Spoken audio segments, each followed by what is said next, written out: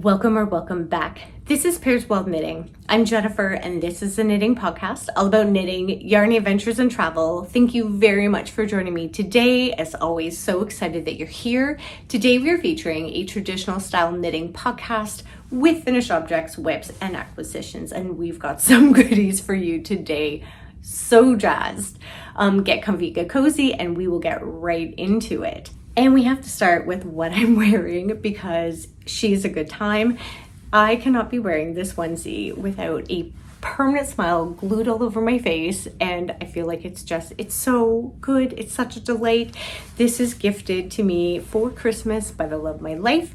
I'll give it a little spin in a second because you have to see it in its full glory. And of course, I'll talk about the little knit, which I'm sure you know what it is. These are the Flouncy overalls. This is an independent maker from New Zealand under the company name, or I should say business name, the Flouncy Gardener. And it's such a fun overall. They are gardening overalls. I do not sadly have an outside nor garden. Wish I did. Wish I had sheep and goat and chickens along with that garden. I do not. So this is me just dreaming. But I'm in love. I'm in love. I've always wanted a onesie. I've always wanted a bright, loud, silly onesie. And this is it. We're looking at 100% cotton with just an adorable print. These are fruity faces, sorry. This pattern motif on the fabric is sold out because I think it was such a winner. There are many other silly, fun designs, and I'll give a little model for you. She's a great time.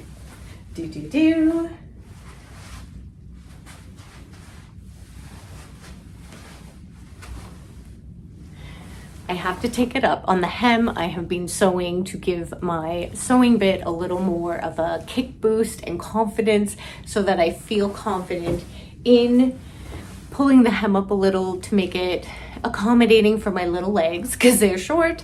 But we have a little zipper closure in the front, a little simple collar, front fruity design, of course, and pockets on pockets. We have these two like angle pockets in the front here. We've got some other pockets down below here. So there's pockets on pockets. And then a little patch pocket in the front here. I can't get into it because it's got a little flap, but right in there, just for fun and goodies. I feel even if you're not a gardener and you're a maker, hello, this could be a great time because I feel I don't even need to bring my notions bag around. I could put my little notions in all my little pockets. They're not even gonna get lost. And we're good. We can knit, we can make, and we can just have a blast in our Flouncy overall. I do have to do a little take up on the hem. And again, I feel like I have all my knitting confidence and feeling obviously great in that, but sewing, she's a different story. So I'm gonna show you one of my finished objects that's sewn actually to try to boost up that confidence before I tackle the hemming. And I feel like some of the things I've done obviously are more than hemming. I just feel because this is a garment that I didn't make, I want to make sure that the hem is just perfection. I wouldn't want to wreck it. And it'll be an easy sew, I think, in the end because we're just looking at a woven cotton. So that's the onesie, that's the Flouncy overall. I'll include a link, of course, as I always do in the show notes, and loving the independent maker, of course, and my heart with New Zealand because I've lived there in the past and definitely have a affinity for that stunning country and the Kiwis, just great. The knit item I'm wearing, of course, is the Sophie scarf. This is in, I should probably know that. It's the Scottish yarn that I have talked about a few times because I have worn this on the channel. I'll include it in the show notes. It is it's kind of a Frenchish name, Gilpin, and the colorway is just this stunning red with pink blip, and I thought it was just a fun little accent into the entire motif. So silly, so fun. Yeah, and again, everything will be in the show notes. I'm going to get into my very first finished object. This will be my only finished object that I'm able to show you at this point for knitting. We have other things, but I'm not showing you yet, so you'll have to hang tight. So let's get into the first finished object and only knitted object that I'm going to share with you today. This was a vision I had in mind with a extremely local, gorgeous yarn that I'm going to talk about all that yarn story in a second, but for now we'll talk about the sweater. No designer, this is me. This is my Freestyled sweater that is a 2-stitch Raglan top down, beautiful, simple, fitted sweater. I'm in love. It took me 2 weeks to knit. I knit pretty much exclusively on this.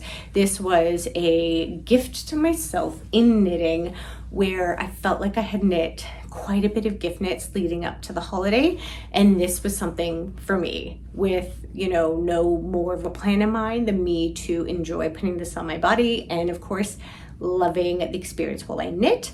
I originally had wanted a big turtleneck. We're gonna TBD that in a second because she is a mock neck, still ultra cozy cozy, but we have some potential plans for a slight mod in a moment. So just a 1x1 ribbing, knit top down, as I said, with some short row shaping to lift the back slightly. And I did my very favorite 2-stitch Raglan. We are looking at a kiss of a compound Raglan, so where I did on every other row increases on either side of the Raglan, but in certain amount of increments I had done body only increases. They give just a delightful fit. I'm so happy with it. I'll show some b-roll if I haven't already. And yes, I've already worn it quite a bit to work, around the house, and it's classic. It's classic meets again kind of that modern fit. I'm loving it. I did of course 1x1 ribbing. We're looking at about 2 inches I think on the bottom, so pretty like hefty amount of ribbing to finish.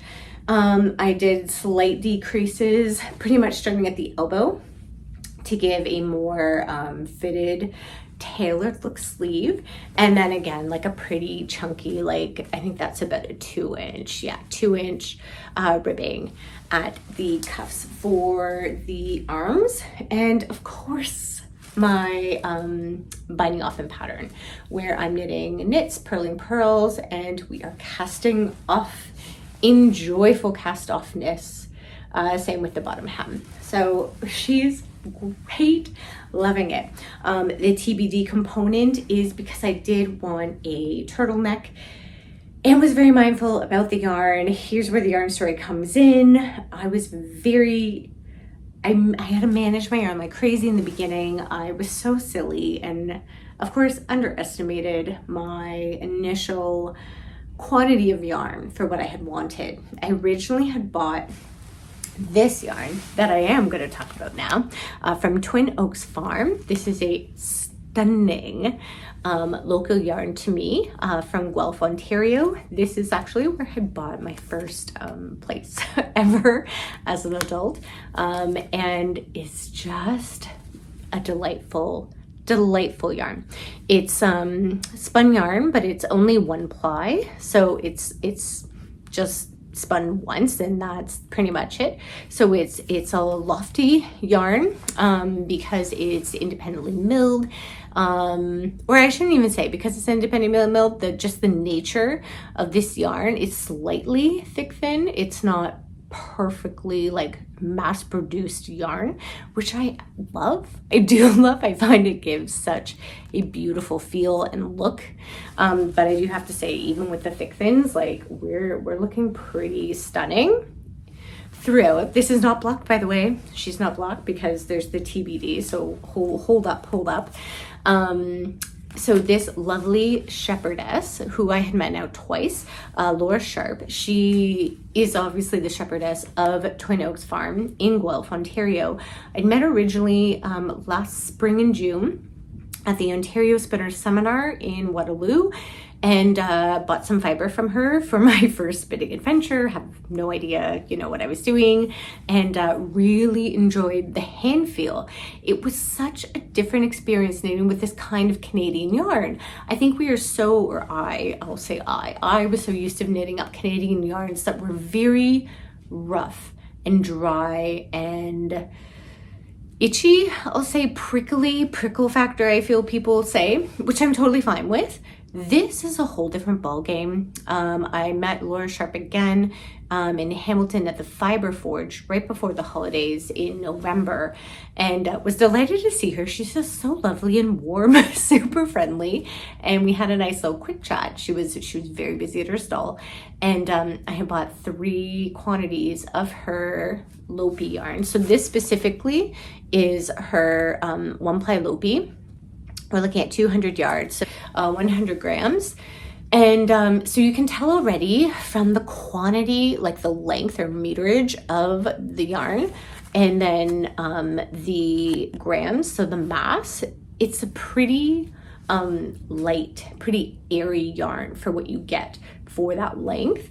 And this is what has my heart too. She includes the sheep names that this yarn is spun from. So we are looking at Pippa, Queenie, and Rob. I just, my little knitting heart is just exploding and love it. I had bought 3 skeins from her at the Fiber Forge thinking this was going to be a shawl. As you may have seen on the channel, I started knitting a shawl and just wasn't into it. I'm not a super shawl wearer.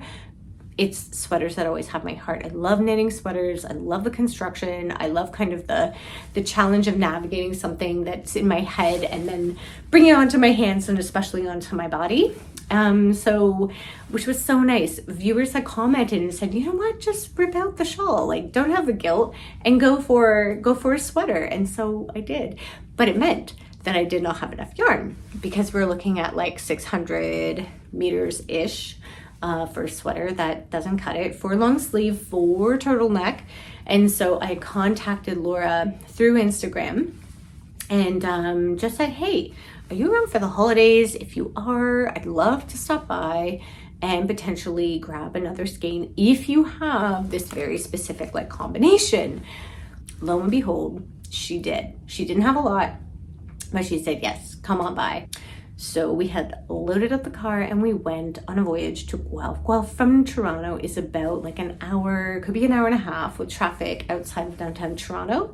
And we were on a mission to see Laura, possibly meet some sheep. I had already reached out to see if it was okay, and pick up our yarn. So this is what we did. So Love My Life and I went off and we got to the Farm No Problem, which was lovely in a very high agricultural area of southwestern Ontario, quite different from downtown Toronto.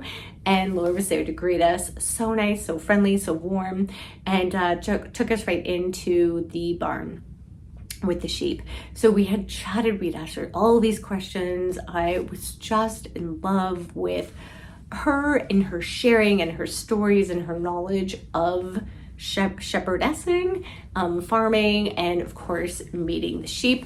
I did meet the sheep that are my yard. It's just, I love it. I think it's just the best. It's crazy local, it's crazy meaningful and special, and I love to think and know that this is yarn that's like an hour and a bit away from me. Not only that, she also is partnered with a mill to get her yarn processed, or I should say wool processed into yarn that's like 20 minutes away in Wellington. It's a delight. It is an absolute privilege to be there, to have met Laura yet again and chat to her, meet the sheep. The sheep are so lovely and friendly. I do have to say, in rounding up from the holidays, Love My Life and I talked about our very favorite things over the holidays before I went back to the return to work. And this was both of our very favorite thing that we did was seeing Laura and meeting the sheep. So a massive thank you to her. And I was able to obtain my last and final skein that I needed to round off our sweater. So thank you, just gorgeous. And I obviously would have put some footage into our episode today. Because she is an independent farmer maker of this yarn, I was asking about like quantities, and so it is quite limited. I will include her name on Instagram. She no longer has a website, just in case you're wondering, but I think she is very good at returning her messages on DM. I don't know how busy she'll get, but I'm just letting you know that if you are interested, and it's ridiculous, stunning. It's amazing. So Here's why. This is also TBD because I have quite a bit, like a chunky bit of yarn left over that I would like to add volume, or I should say length, to my turtleneck, as it's not really a turtleneck, more a mock neck. I want to turtle more than mock. So I've got some suggestions from other knitting friends as to what I can do. Mind you, this is top down. So some suggestions, which all seem a little scary to me, was pull just the cast on edge out, which I feel could be tricky, and then pick up the stitches and then knit up. But then the piece of this is, my understanding is that some like knit stitches would be, the V's would be downward, and some then obviously would be upward, if that makes sense. So this would have to be the halfway point. It's doable. I don't know. You tell me. Is this doable? It seems a little scary to me. The other is take out the neck completely, cast on here, like pick up these stitches from like almost a stockinette and knit up. I mean, everything sounds a little scary. Scary because I love this sweater so much and I don't want anything to happen to it. I haven't blocked it. I still, if you've seen, I still have all my ends to weave in. So even though I said it's a finished object, is she? I'm not sure. Let me know after you've seen the B-roll. Is it worth going for my ultimate dream of turtleneck, or is the dream of the mock neck a dream enough? And then I can do, like, I don't know, maybe I can even do a little hat with this. Who knows? It's gorgeous yarn. It will not go to waste. We shall see. So that is the holiday sweater that I knit up with this stunner yarn from Twin Oaks Farms. All right. The next finished object is a sewy one. I mean, hello. I'm showing you exactly, I think, like where my brain space is with all the dark and gray and rain and cloud that we have had here in Toronto. I need color and I need fun. So I decided I know this is deviating so much. This is who I am. I deviate. I wanted to give a practice in sewing again. Because it's been a while. I haven't sewn. I get into a sewing mode and usually it's like spring-ish, and then I totally drop it and I might sew like one thing over the summer. Winter is not a sewing time for me as I'm knitting, and so this was it. I wanted a play on a zipper. I have not installed a zipper, I'd say, since like grade 9, maybe. I don't know. I think I installed a zipper once in grade 9 with my mom's help, probably. She did have a sewing machine. And so I wanted to give it a go, as I would like to apply a zipper to skirts, dresses, whatever. Also, trying to get my sewing confidence there because she's not there. And of course, true to form, I was really inspired by one of my knitting friends who's also a sewer, fabulous sewer. She sews trousers, jeans, like what? And I'm feeling it. So I came home right away. And of course, instead of just knitting a little pouch with a zipper, which was the initial intention, I decided, no, I now had to do patchwork, which I've never done. So we spent the majority of the time that day cutting remnants of scraps to create these squares and then piecing them together, which actually was fun. It took a long time, but it was fun. It was a good time. And then I found a tutorial that was very step-by-step, although did miss some instructions as a pro sewist, but allowed me to put in, not only do the pouch, do tabs, which I thought was pretty cool at the ends of the zipper, but also lining. I placed my notions in here because, we go around as we do with our notions. And so this was going to be the new notions bag. And so we also have a lined portion of the pouch. So incredibly happy with how this turned out. Super fun. I mean, I would tote this around as my wallet purse thing in nicer weather. So that's it. Yeah, super, super happy, finished object. And yes, it took too long. And do I have my sewing confidence there? No, but am I really happy with how this turned out? Yes. Okay, there we go. So that's the little patchwork pouch that I sewed up. Finished object number 2. Next thing is I'm going to show the whip train. Here we go. Then acquisitions. I'm only showing my active whips right now. One is away. One has joined into the Sandra Whitaker house. She is the wonderful, lovely tech editor that I had met in Toronto, who will be currently editing my newest design, which is the Kingsburg Keyhole Pullover. I gave her the original version that I knit up using that blue, beautiful Freestyled yarn. 2 strands held double. I wanted to give her the finished object. I also created another kind of like mock version of a single stranded yarn. And so she's got that one as well, but we have this one. So this I'm knitting up and I am showing you because I'm so delighted with the yarn and just jazzed about how the feel of it is going, working with this yarn, and sharing like a little announcement in a moment that I just am so proud and excited to be sharing with you in a moment. Okay, so we are looking at the future Kingsburg Keyhole Pullover. This is a top-down Raglan construction. We have a two-stroke. Listen to me, like, what am I doing? Am I pretending I'm on the farm right now in my garden? Like, 2-stroke tractor, 2-stitch Raglan, and just interesting little features that include, which is hard to see here, and with it not being done, a little keyhole back. She will get a button and a loop that will close her off and just look too cute.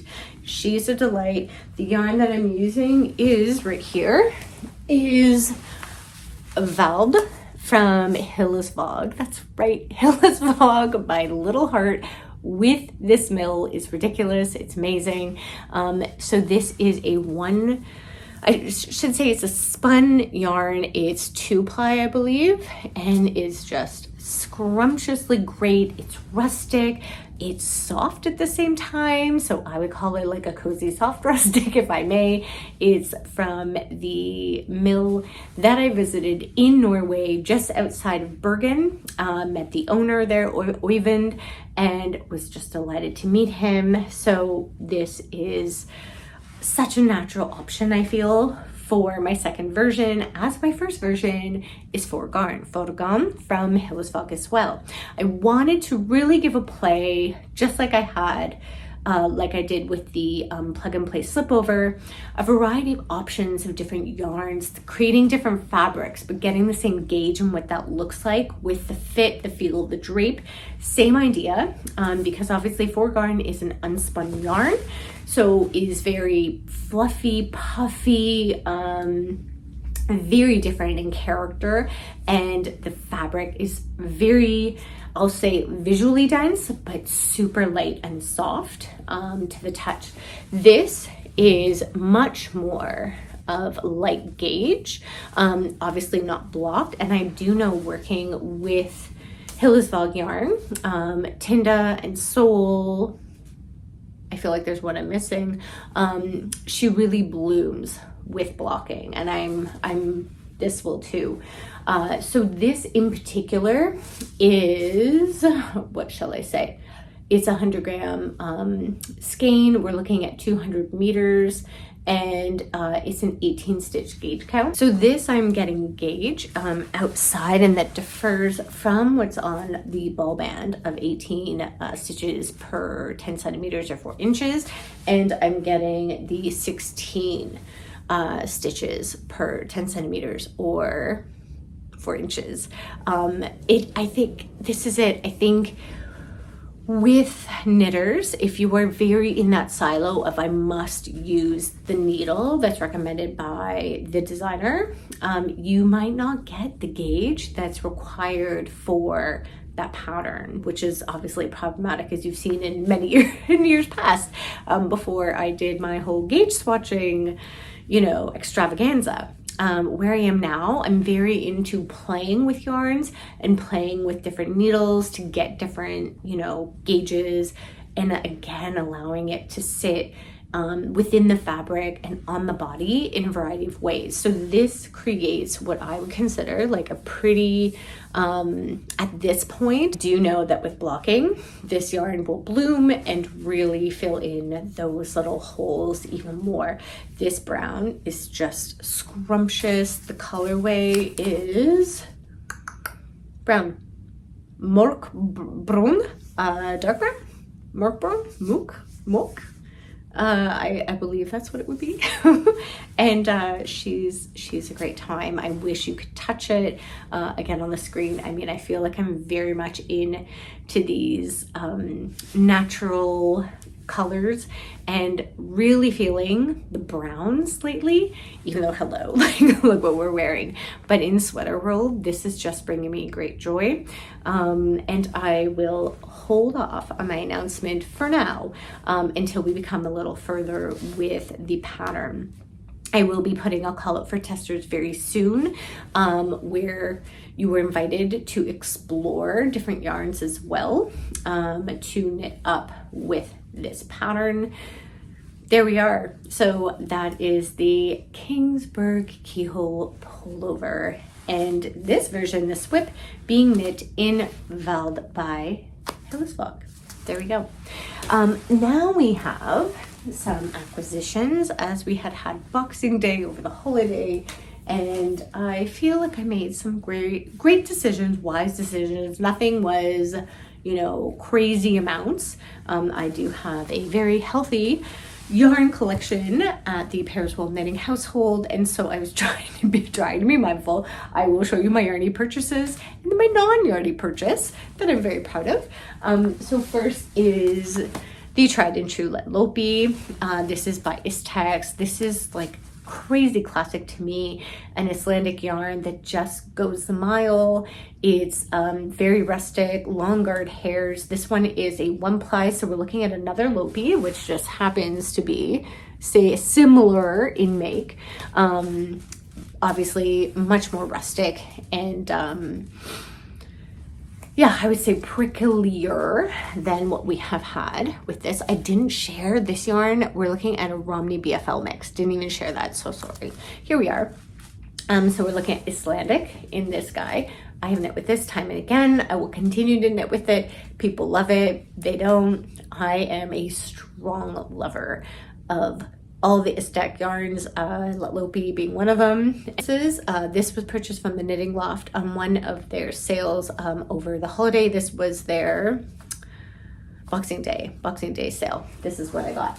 And might I add, this was a part of a gift card that I have received from the families that I'm working with from my work, from school, and I'm so delighted and feel so crazy lucky to be working with them all and to have received such a gorgeous gift, like just beyond flattered, beyond.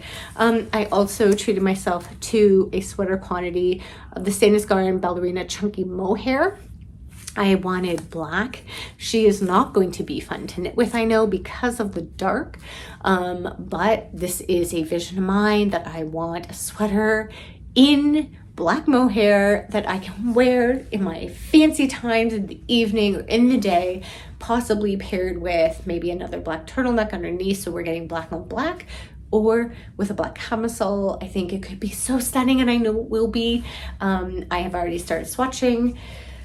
But this will have to be a day knit, a light knit, something with light because she's dark. And I am in need of reading glasses. And so you will be seeing me in the future with reading glasses, because that's what happens when you get older and cuter, is that we need reading glasses to see and knit. More on that, I'm sure. Okay. And then the last item that I bought on sale during the Knitting Loft Boxing Day sale was a I'll be careful. It wasn't yarn, but it was a yarny related purchase that I have had my eye on for way too long. And because of this very generous gift card from the families I work with, I decided to go for it, and it is changing my knitting life. She is, oh my gosh, hold on. This What? A ball winder. Some of you that have been around here, you have seen me hand ball up yarn. You may not have even known that it was a hand ball winder for life. Years and years and years of hand ball winding. Every single ball of yarn in the Pairs Wool Knitting household up until Boxing Day and the pickup was hand done. I have a, not a spindle, what's it called? Yarn Swift that I would put my skeins on. That was after like 2 years already of winding without anything. I was using a chair, my knees, whatever.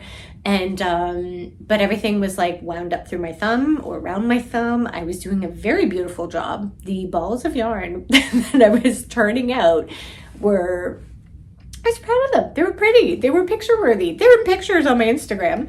But now we have a ball winder and it is just changing my life. I cannot share with you. I often am bringing obviously my projects with me while going out for the day to work. I spend quite some time on the subway and I would have to super plan, usually the night before, sometimes not, and wind a skein before leaving the house.